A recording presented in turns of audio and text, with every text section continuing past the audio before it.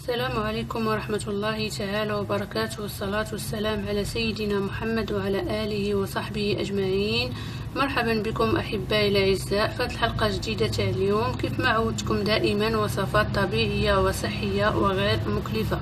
اليوم هذه الوصفة هذه أحبائي الأعزاء هي عبارة عن ملين طبيعي للبشرة ديال الجسم ككل بدون زيادة أو نقصان. المكون الوحيد اللي فيها وهو الطين. كاين فيه جوج أنواع، الطين البني والطين الأبيض، يعني الغسول باللغة العاميه ديال المغاربه اللي كيعرفوه الغسول، وبالنسبه اللي ما عرفوش يعني الطين البني ولا الطين الابيض. هو مفيد بزاف وملين طبيعي للبشره. الطريقه ديال الاستعمال ديالو احبائي الاعزاء سهله.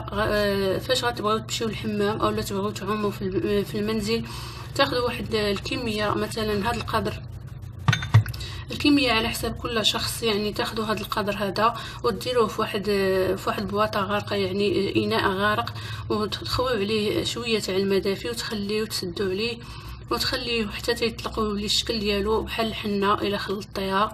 ومن بعد احبائي الاعزاء تهزوه وتجيو معاكم الحمام. فاش تساليو العومان ديالكم، يعني فاش تساليو الحمام ديالكم، يعني تبغوا تقربوا تخرجوا ودهنوه الجسم ديالكم ككل من الوجه حتى الاصابع الرجلين، يعني الجسم كله.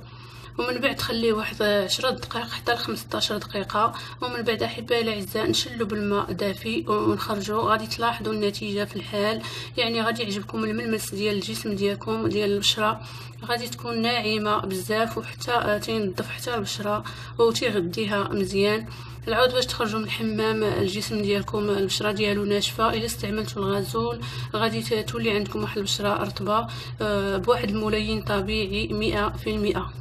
كنتمنى منكم احبائي الاعزاء انكم تجربوا هذا الغسول وتستعملوه في الحياه اليوميه، ونرجعوا شويه للتقاليد ديالنا، لان الغسول كان تيستعمل شحال هذا ومؤخرا الاغلبيه تاع الناس استغناو عليه.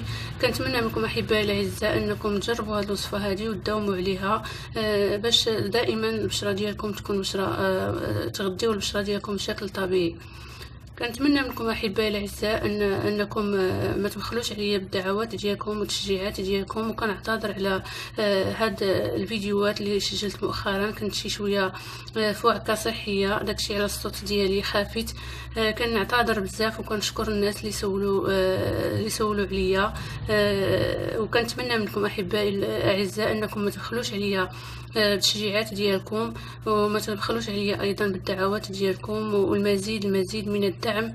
وكنتمنى احبائي الاعزاء انكم تنضموا لي القناه وتشجعوني بلايك باش دائما نوصلكم الجديد. والى اللقاء في حلقه قادمه باذن الله.